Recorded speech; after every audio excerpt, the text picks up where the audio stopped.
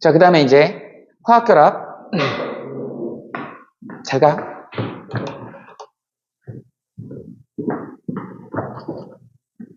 가면서 한번 확인해봐. 촬영되고 있는지.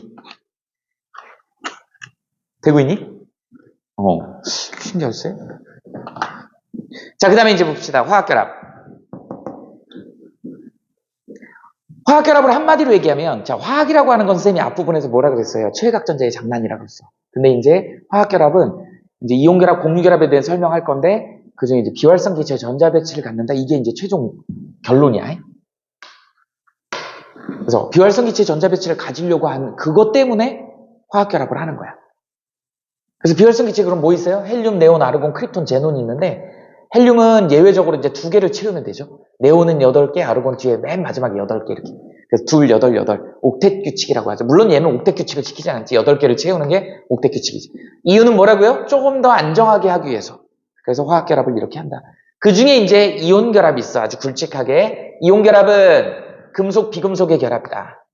그래서 금속 양이온이 만들어지고 비금속 음이온이 만들어져서 둘이 정적인적 인력에 의해서 서로 결합해가지고 우리 되는 걸 가져가. 우리는 뭐라 그래? 이온결합이라고 한다. 우리 이온결합의 대표적인 게 선생님이 쭉 써봤어요. NaCl, LiF, CaCl2, 그 다음에 산화알루미늄, 산화철 이렇게 썼는데 이거 어디는 플러스 마이너스, 2 플러스, 마이너스, 3 플러스 뭐 이런 거 쓸 수 있잖아.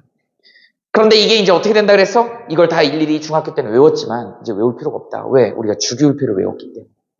주기율표에서 금속 원소들이 이렇게 있는데 금속 원소들의 일족 알카리 금속이죠. 알카리 금속은 대부분 다 맨 바깥에 전자가 하나 있다. 걔를 버려버리자. 버려버리면 양성자 숫자가 하나 더 많다. 그래서 전부 다 플러스 1가 양이온이 된다. 이족은 어떻게 되는 거야? 베릴륨은 비금속에 분류된다 그랬어. 마그네슘, 칼슘, 스트론튬, 바리움 이런 애들 이제 맨 바깥에 전자가 2개 있으니까 걔네를 버려버리면 전자가 2개가 부족하니까 양성자가 2개가 많으니까 플러스 2라고 표시가 되는 거야. 알루미늄은 13족이니까 플러스 3이라고 표시가 된다. 이 안에 있는 애들이 있었죠? 3족에서부터 12족 전이금속들은 거의 대부분 플러스 2가, 3가가 많다. 2가가 많아요. 그 정도 돼 있다. 그러다 보니까 이제 얘네들이 1족이면 1가, 2족이면 2가, 그 다음에 13족이면 3가 이렇게 된다. 전이금속은 주로 2가가 많다. 예외가 있죠? 은 같은 경우가 1가고요. 그 다음에 또 뭐가 있을까? 철 같은 경우가 2가도 있고 3가도 있어요. 구리도 마찬가지 1가도 있고 2가도 있고 이래요.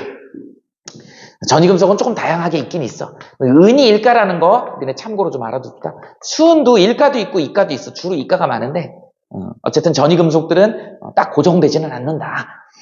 그래서 이제 금속들을 보면 여기 보세요. 리튬을 이렇게 플러스 양이온으로 쓰게 되면 전자 하나를 버린 거기 때문에 누구하고? 헬륨하고 똑같아지는 거야. 나트륨은 11개잖아? 하나를 버리고 나면 10개니까 네온하고 똑같아지는 거야. 칼륨은 19개인데 하나 버리면 18개 아르곤하고 똑같아지는 거죠. 그러니까 비활성 기체 전자배치 같잖아. 마그네슘 2개 버리면 네온하고 똑같아져. 칼슘 2개 버리면 아르곤하고 똑같아져. 이렇게 해서 비활성 기체의 전자배치를 갖는 양이온이 되더라. 즉 음이온이 되는 애들은 산소는 2개 얻은 거예요. 8개에서 2개를 얻었으니까 10개야. 16개에서 2개를 얻었으니까 18개야. 비활성 기체의 전자배치. 9개에서 하나 얻었으니까 10개죠. 17개에서 하나 얻었으니까 18개. 그래서 꽉꽉 들어차죠. 8개씩. 이렇게 되는 애들 음이온, 양이온 둘이 플러스 마이너스 결합해서 만들어진 애가 이온결합. 그런데 이제 1가냐 2가냐에 따라서 이 밑에다 쓰는 숫자가 달라지더라. 그런데 중요한 건 걔를 그림으로 그릴 수 있어야 된다 그랬죠. 그래서 LiF 같은 경우는 Li가 어떻게 돼? 플러스 3에다가 바깥에 전자가 2개 있어야 돼. 바깥에 전자 마이너스 1짜리가 2개 있고 그 바깥에 전자가 원래 하나 있었는데 이걸 버려버리자는 거죠. 버리면 플러스가 되는 거야. 그 버린 거를 여기에 있는 F가 받은 거야. F가 받아가지고 바깥에 꽉 채우니까 전자가 10개가 되죠. 안에 플러스 9개, 바깥에 전자가 2개, 8개 되니까 10개니까 마이너스 하나가 남는 거지. 이렇게 표현하는 거예요. 그래서 Li 플러스 F 마이너스 이렇게 표현하는 걸 이온식 그래프로 그리면 이렇게 그림으로 그릴 수 있어야 된다. 그 다음에 Li2O 같은 경우는 이거 그릴 때 어떻게 된다? 가운데 센터에다가 산소를 갖다가 먼저 그려라. 그래서 산소는 8번이니까 플러스 8에 첫 번째 껍데기에 전자 2개, 그 바깥에 6개가 있어야 되는데 전자 2개를 받아가지고 10개를 만들더라. 그래서 마이너스 2가 되는 거고 여기는 하나를 버렸으니까 플러스 이렇게 해서 Li2O 이렇게 그림을 그려주면 되더라. 됐죠? 자, 그 다음에 이제 공유결합. 공유결합은 비금속의 결합으로 되어 있다. 그래서 메테인하고 암모니아하고 얘는 암모니아. 우리 이제 얘는 물인 거 알죠? 그 다음에 얘는 이산화탄소에 그 다음에 이제 하이드로 시아나이드, 사이아나이드 뭐 이렇게 시아나이드, 나이드. 그 다음에 얘는 질소, 얘는 산소, 얘는 수소 이렇게 얘기를 하죠. 이렇게 이름들은 이렇게 되는데 전부 다 탄소, 수소, 질소, 수소, 산소, 탄소, 수소, 산소. 그 다음에 수소, 탄소, 질소, 산소, 수소 다 비금속이지. 그래서 비금속끼리의 결합을 우리는 공유결합이라고 한다. 얘도 역시 뭐예요? 비활성 기체의 전자 배치를 가져야 되는 거야. 그래서 이제 메테인 같은 경우 나중에 이제 화학에서는 이런 구조까지도 입체 구조까지도 여러분들이 알아두면 좋은데 우리가 이제 통합과학 수준에서는 이제 옥텟 규칙을 만족하는 그림을 이렇게 평면 그림으로 그릴 수 있어야 된다. 여기 보면 나와 있지만 탄소가 14족이니까 원래 최외각 전자가 4개가 이렇게 있는 거라 그랬지. 그런데 8개를 맞춰야 되니까 얘가 약간 사기성이 있다 그랬죠. 그래서 수소를 꽂아온다 그랬죠. 수소는 전자 하나만 있으면 헬륨이 되니까 얘 꼬임에 확 넘어가지. 너 하나 있으면 헬륨 되잖아. 그래서 얘가 가지고 들어온 거야. 그래서 헬륨이 되고 헬륨이 됐어. 그런데 들어와 보니까 탄소는 이걸 이용해갖고 네온이 된 거죠. 그지? 수소 입장에서는 조금 기분이 별로 안 좋아. 그죠? 그래도 어쨌든 서로 만족한 거지. 이거를 그림으로 이렇게 그릴 수 있어야 된다.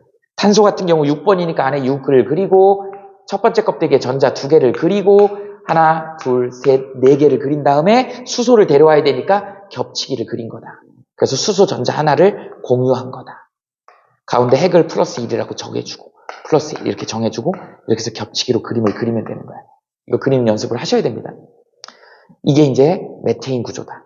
질소 같은 경우는 7개를 그려야 되니 5개 그리면 되죠. 안에 2개 그리고 바깥에다 7개를 이렇게 그린 거야. 그러니까 3군데만 결합하면 되니까 3군데를 지금 수소를 데려와가지고 이렇게 비활성 기체인 헬륨을 만든 거고 얘는 자연스럽게 네온이 된 거지. 이 그림을 여기다 그린 거예요. 그래서 질소 플러스 7 그리고 첫 번째 껍데기 전자 2개, 그 바깥에 전자 5개를 그리는데 결합을 3군데만 하면 되죠. 똑같이 겹치기를 이렇게 해주면 돼요. 그 다음 물도 마찬가지. 물을 그릴 때 자 헬륨은 2개만 만들어주면 되죠. 비공유 전자쌍 2쌍이 이렇게 남아있고 이걸 갖다 그림을 그리면 안에 플러스 8 산소 첫 번째 껍데기 전자 2개를 그리고 그 다음에 이제 바깥에다가 6개를 그려야 되는데 2쌍을 그려놓고 하나 그려놓고 여기다 이제 수소를 겹치기를 이렇게 하면 공유결합 물의 구조가 되는 것이지. 이런 방법으로 하면 되는 거예요. CO2도 마찬가지. 이거 그리는 연습을 하셔야 됩니다. 됐지? 필기해놓고 그림을 연습을 하세요.